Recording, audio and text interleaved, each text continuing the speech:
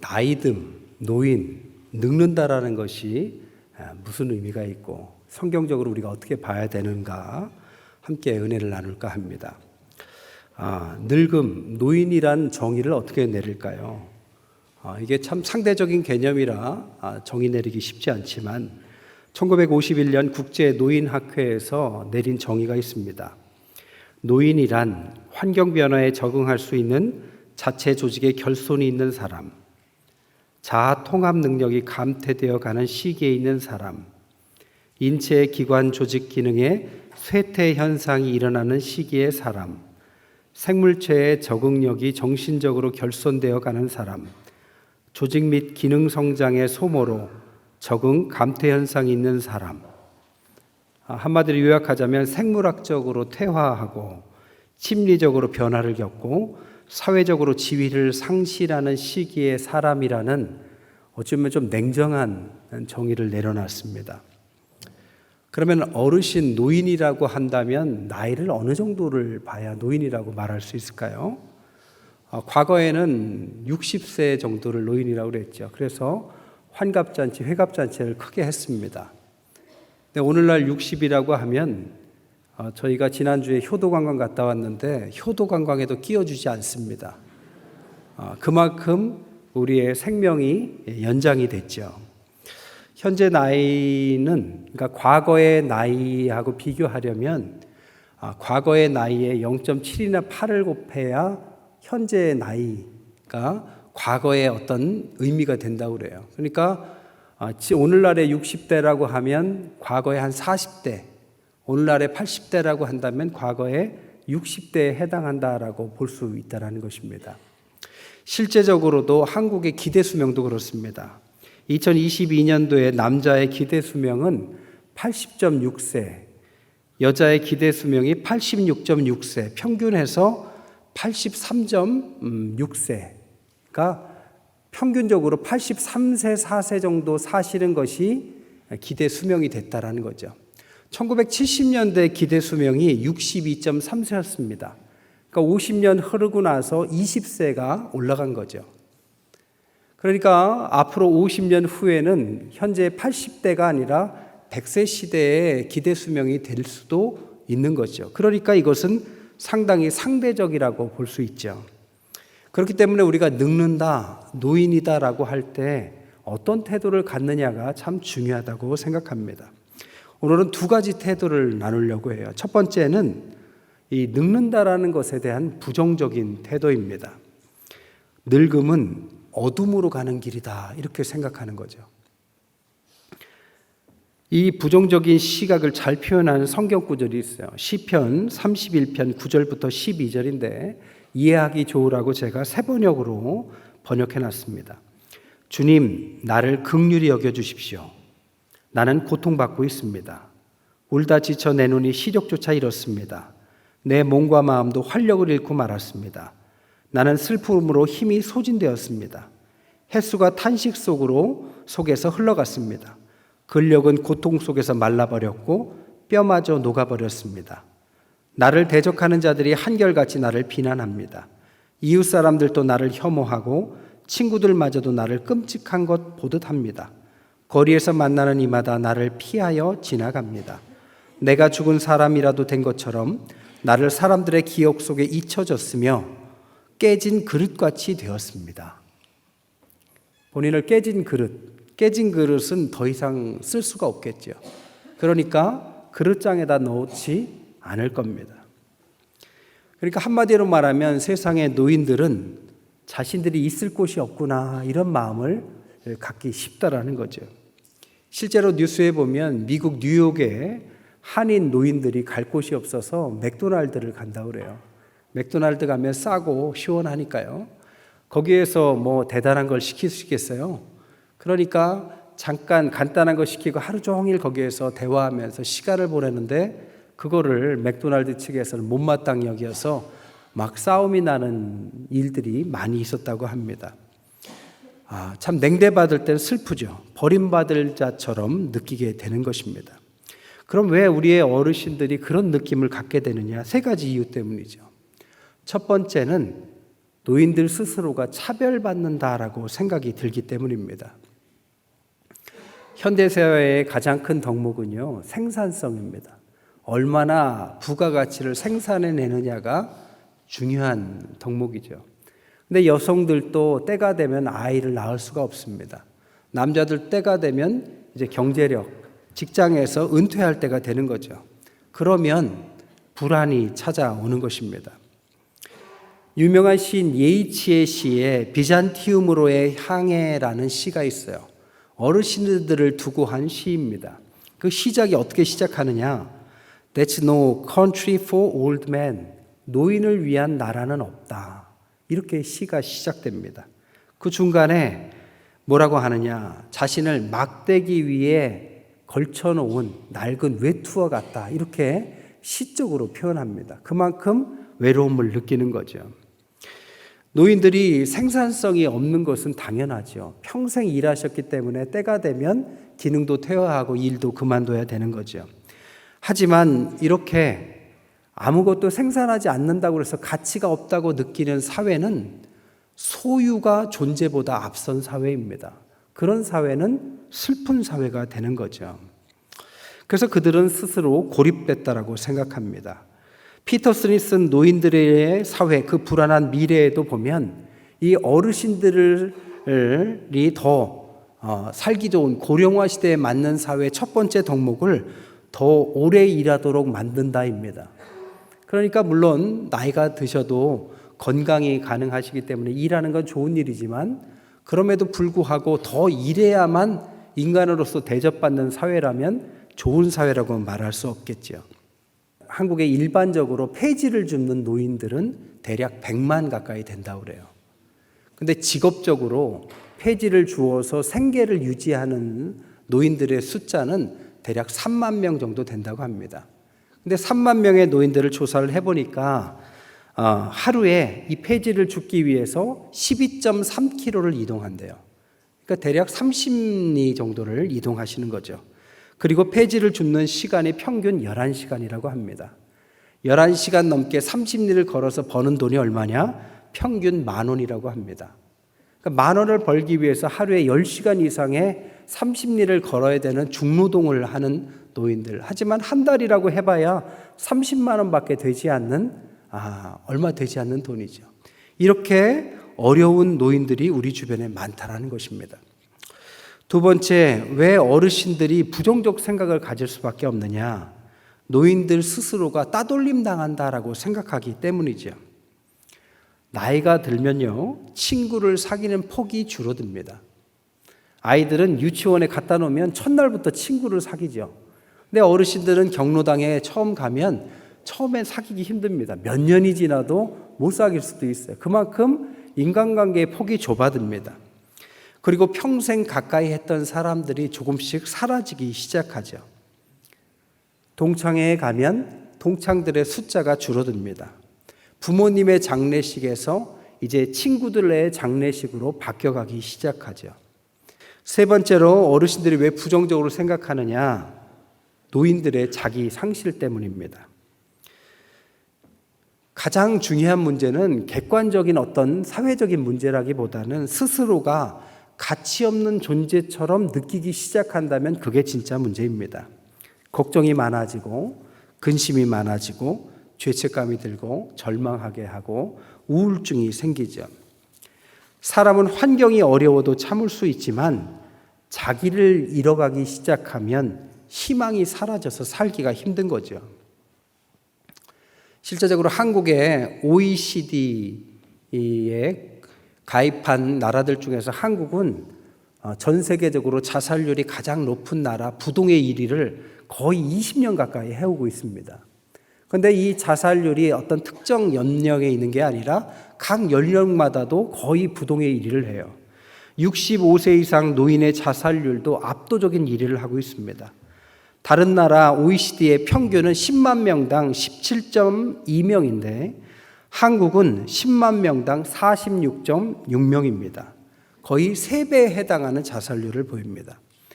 1년에 평균 65세 이상의 어르신들이 자살하는 숫자가 3,500명이라고 합니다. 그러니까 환산하자면 하루에 10분 가까이 자살을 선택하는 거죠. 왜 그런 극단적인 선택을 하느냐? 이유를 물어보니까 첫째 이유가 경제적으로 너무 어렵더라. 두 번째가 신체적으로 질병이 너무 많아져서 살기가 힘들더라.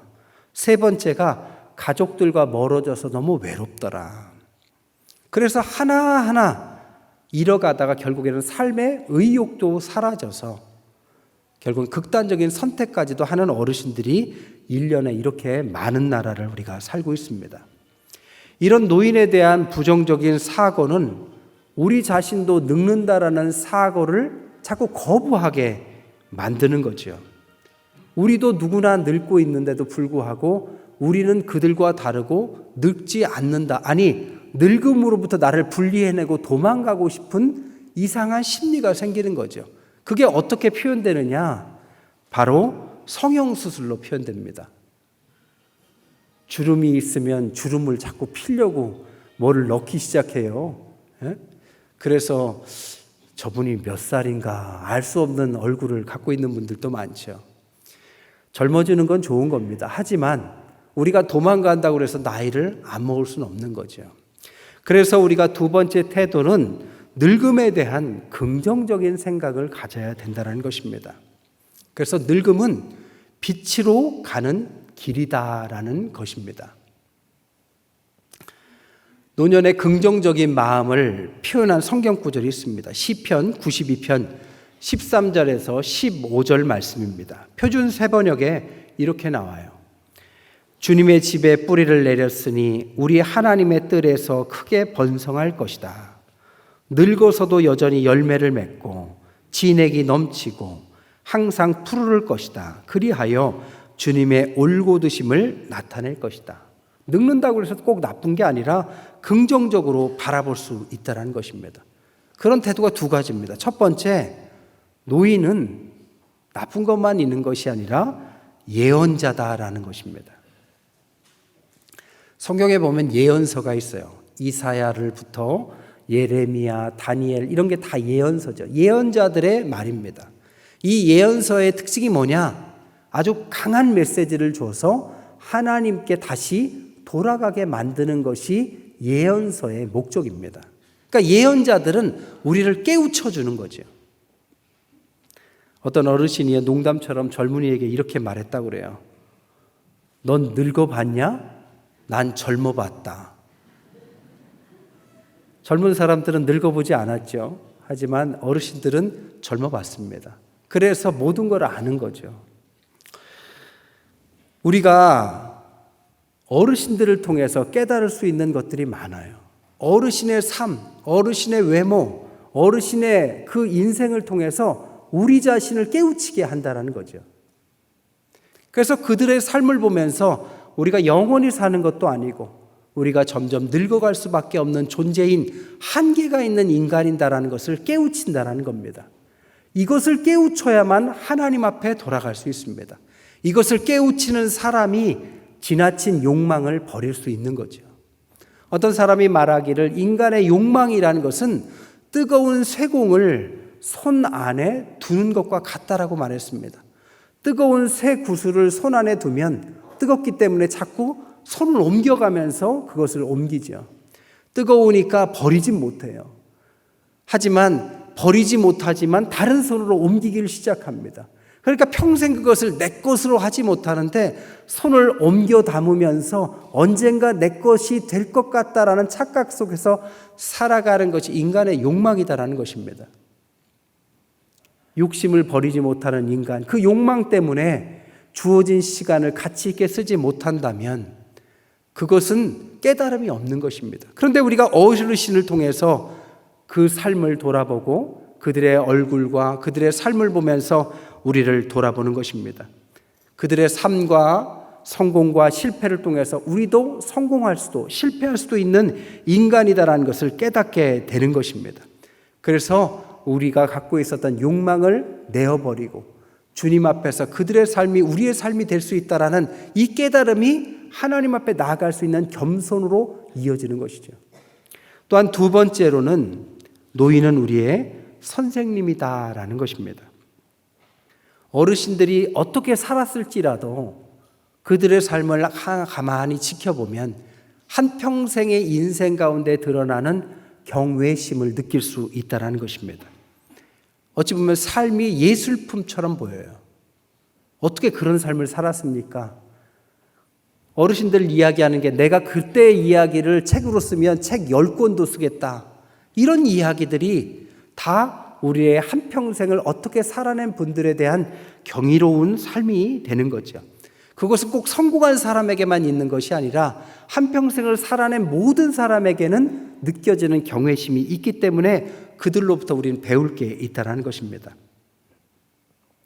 신경숙 씨가 쓴 엄마를 부탁해라는 유명한 소설이 있습니다. 한국에서는 거의 200만 부가 팔렸고 미국에서도 10만 부 이상 팔렸고 일본, 중국, 베트남 이하 외국 24개국에서 아주 공전의 히트를 냈던 유명한 소설입니다. 근데 그 소설의 내용은 그래요. 어머니를 잃어버리는 내용입니다. 근데 그 어머니는 많이 못 배우신 분이에요. 글도 못 읽어요. 게다가 치매까지 걸렸습니다.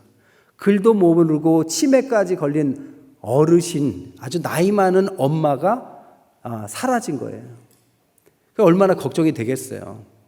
계실 때는 구박도 하고 천대도 하고 약간 가볍게 생각했는데 잃어버리고 나니까 그 어머니를 자식들이 찾는 것입니다. 근데 찾으면서 그 어머니와 자녀들에게 개인적인 경험들이 각자 다른 것을 드러내 보이는 소설입니다. 딸은 어머니가 어렸을 때부터 이렇게 가르쳐요. 나는 못 배웠고 못나서 이렇게 살지만 넌 그렇게 살지 마라. 공부도 열심히 하고 사회생활도 해서 나처럼 살지 마라. 딸이 기억하는 어머니는 그런 어머니였습니다. 근데 아들이 기억하는 어머니는 항상 아들한테 뭔가를 해주고 싶었는데 최선을 다했고 희생했지만 아무것도 주질 못했어요. 그래서 어머니가 죄책감을 갖고 있었습니다. 그래서 어머니가 갖고 있는 죄책감 때문에 아들은 죄책감이 있습니다. 그래서 그 어머니에 대한 그 죄책감을 갖고 있으면서 찾고 있는 아들의 모습이 보여요. 또한 그의 시동생이 있어요. 시동생하고 어머니는 나이가 비슷합니다. 이 시동생은 가족들에게 다 인정 못 받아요. 그런데 어머니만 유일하게 형수님인데 친구와 같이 그의 마음을 여러 번 헤아려준 경험이 있습니다. 그래서 시동생은 그런 형수님을 찾고 있습니다. 또한 남편은 역마살이 있어서 집을 떠나가고 때가 되면 돌아오는 일을 반복했습니다. 그런데 올 때마다 자신의 아내는 그의 남편을 받아주기를 반복했습니다. 엄마는 한 사람입니다. 하지만 이 소설 속에 어머니는 한 사람이지만 한 존재는 아니에요. 각자에게 다른 존재의 어머니로 보여지는 거죠. 그들에게 엄마는 자신의 삶을 디뎌가는 디딤돌이 되어 주었습니다. 그들에게 삶의 가능성에 장작을 태워주는 작은 성냥개비 역할을 어머니가 해 주신 것입니다. 그래서 작가가 말하기를 우리의 모든 죄를 죽음으로 떠안고 부활하신 예수님이 바로 이 어머니와 비교가 되고 유비가 된다라고 고백을 했습니다. 부활하신 예수님은 우리를 대속해서 죽으셨고 죽기까지 우리를 사랑하셨고 우리를 살리셨고 버림받음으로 우리를 회복해 내셨죠. 주님이 그렇게 하신 것처럼 우리의 어머니, 우리의 아버지들도 그분들이 얼마나 대단한 인생을 살든 안 살든 간에 우리의 자녀들을 위해서 평생을 그런 삶을 살았다라는 것입니다. 그래서 오늘 본문에 뭐라고 합니까? 노인의 영광은 백발이다. 이 백발의 의미가 뭐냐? 무언가가 빠져나갔다라는 것을 뜻하는 것입니다.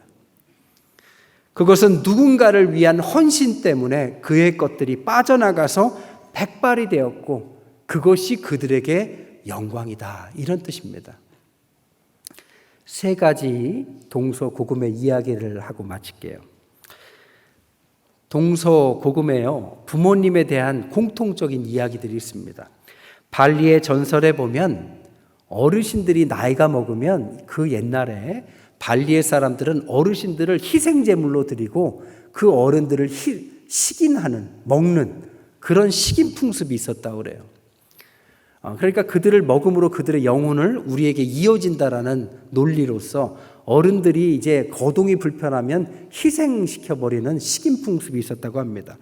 그러다 어느 날 마을 회관을 짓는데 나무를 기둥을 세워야 되는데 어느 쪽이 밑쪽이고 어느 쪽이 위쪽인지를 구분해야 되는데 아무도 알 수 없는 겁니다. 그런데 이 식인풍습을 피해서 숨겨놨던 할아버지가 어디가 밑에 쪽인지를 가르쳐 줍니다. 그때부터 식인풍습이 사라졌다는 이야기가 있습니다. 또한 늙은 스파르타인의 전설이란 이야기가 있어요. 어떤 스파르타인의 노인이 자신의 삶은 이제 소외되기 시작하고 인정받지 못하고 쓸모없는 인생이라고 생각이 듭니다. 그래서 자기는 마을을 떠나서 산에서 죽겠다라고 선언을 해요. 그런데 자신의 아들이 그걸 말리지 않는 겁니다. 그래서 쓸쓸한 마음으로 산으로 가는데 그 아들이 손자 또 다른 아들에게 말하기를 할아버지한테 담요를 좀 한 장 갖다 드려라. 산에 가면 추울 수 있으니까.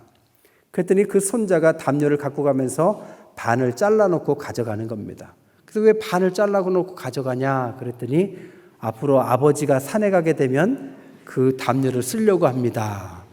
라고 해서 그 할아버지를 보내지 않았다라는 이야기입니다. 또한 세 번째는 한국에 있는 고려장이죠. 이 고려장은 원래 한국에 있었던 이야기는 아니라고 합니다. 중국 효자전의 원곡 이야기를 가지고 한국 이야기처럼 꾸며졌는데 어쨌든 그 이야기에는 이런 이야기가 나오죠. 어른이 이제 쓸모 없어지면 저 산에다가 내다버리는 풍습이 있었는데 왜구가 쳐들어오죠. 그러고 나서 이 오랑캐가 해결하지 못하는 난제 두 가지를 내죠. 첫 번째는 어미말과 새끼말을 어떻게 구분할 수 있는가. 두 번째는 재로 새끼줄을 꼬아봐라. 아무도 그 문제를 해결하지 못하는데 고려장을 하지 않고 숨겨둔 할머니가 답을 알려주죠. 어미말과 새끼말이 형태는 똑같아 보여도 여물을 한번 갖다 줘봐라. 여물을 먼저 먹는 것이 새끼말이다. 울림이 있는 얘기죠. 또 하나 재를 가지고 지푸라기를 만들 수는 없지만 이 지푸라기를 꼬아놓고 새끼줄을 꼬아놓고 태우면 재로 꼭 꽂는 것처럼 될 것이다. 결국 문제를 해결해주고 그 다음부터 이 전통이 없어졌다는 이야기입니다. 서양이나 동양이나 비슷한 이야기가 있어요.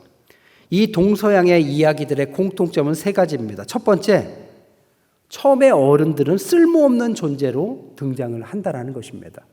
또한 두 번째로는 그러나 노인은 쓸모없는 존재가 아니라 그들의 삶을 통해 얻어진 지혜가 넘치는 존재라는 것입니다. 그리고 세 번째로는 궁극적으로 그들을 홀대하면 그 대가를 우리가 행한 그대로 우리의 후손들이 똑같이 우리들에게 할 것이다라는 경고입니다. 성경은 노인의 영광은 백발이다라고 말했습니다. 헌신하고 최선을 다했기에 백발이 된 것이죠. 그 자체가 영광이고 영광의 면류관을 드러낸다라는 것입니다. 늙음은 파괴적인 것이 될 수도 있고 창조적인 것이 될 수도 있습니다. 늙음은 억압적인 것이 될 수도 있고 해방적인 것이 될 수도 있습니다. 이 사회에서 어르신들을 배척하고 그들을 그냥 쓸모없는 사람들로 치부하는 사회가 된다면 사회는 그 귀중한 지혜와 교훈들을 이어가지 못하고 잇따란 재난들이 우리를 덮칠 것입니다. 우리의 어르신들을 향해서 우리는 그들을 예언자로, 그들을 선생님으로 귀하게 대접하면서 길러야만 우리의 자녀들도 그 모습 속에서 우리들에게 또 다른 예언자와 선생님으로 대접하는 믿음의 좋은 질서들이 생기는 줄 믿습니다. 그런 나라와 그런 교회와 그런 가정이 되시기를 주님의 이름으로 간절히 축원드립니다.